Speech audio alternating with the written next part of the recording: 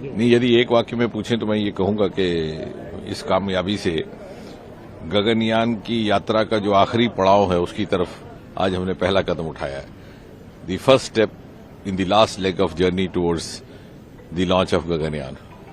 और आज जो प्रशिक्षण हुआ है, ये टेस्ट फ्लाइट, इसके बाद, इसकी सफलता के बाद एक श्रृंखलाबद्ध तरीके से इस तरह की फ्लाइट्स की जाएंगी। अब आज की टेस्ट फ्लाइट से उदाहरण के तौर पर क्रू मॉड्यूल की इवैल्यूएशन भी हुई, टेस्ट व्हीकल की इवैल्यूएशन हुई और साथ में एस्केप सिस्टम, जो सबसे महत्वपूर्ण है कि जिस प्रकार से एक मानव को अंतरिक्ष में भेजना महत्वपूर्ण है, उससे भी अधिक अनिवार्य है उसको सुरक्षित रूप से वापस लाना, और उसका भी आज इवैल्यूएशन इसके माध्यम से हुआ। और इसके बाद हम जैसे आज T1 D1 था, उसके D2 D3 D4 करके आगे बढ़ते जाएंगे और आखिरकार एक बड़ा, जैसे आप कह सकते हैं कि एक प्रकार का ड्रेस रिहर्सल, जिसमें पूरी की पूरी स्पेसशिप, जिसमें मानव तो नहीं होगा लेकिन वो उसी प्रकार की इटरनरी उसकी यात्रा रहेगी जिस तरह के गगनयान की।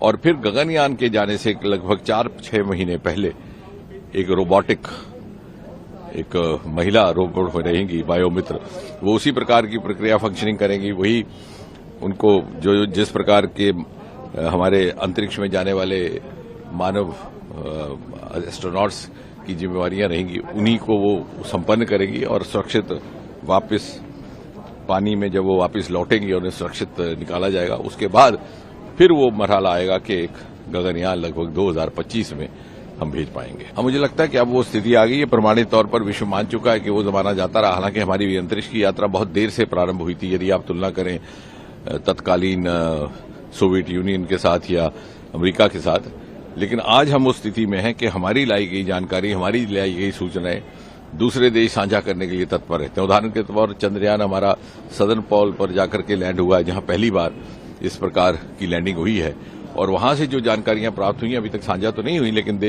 दूसरे देश भी बड़ी उत्सुकता से प्रतीक्षा कर रहे हैं। तो आज हम इस स्थिति में हैं कि हम, जहां समझा जाता है कि भारत सदा दूसरे देशों की अगुवाई में काम करता है, आज हम उनकी अगुवाई करने की स्थिति में। और प्रधानमंत्री मोदी जी ने जिस प्रकार का अनुकूल वातावरण दिया, उससे एक क्वांटम जंप मिला है पिछले 3-4 वर्षों में।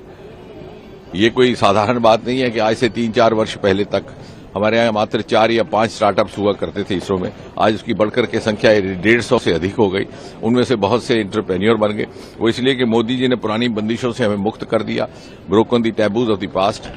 आज वहां पर प्राइवेट पार्टिसिपेशन भी है, इंडस्ट्री इन्वेस्टमेंट भी है, सारे स्टेक होल्डर्स मिलजुल करके काम कर रहे हैं, और इसीलिए सारा देश, सारा राष्ट्र हर मिशन को अपना मिशन समझता है।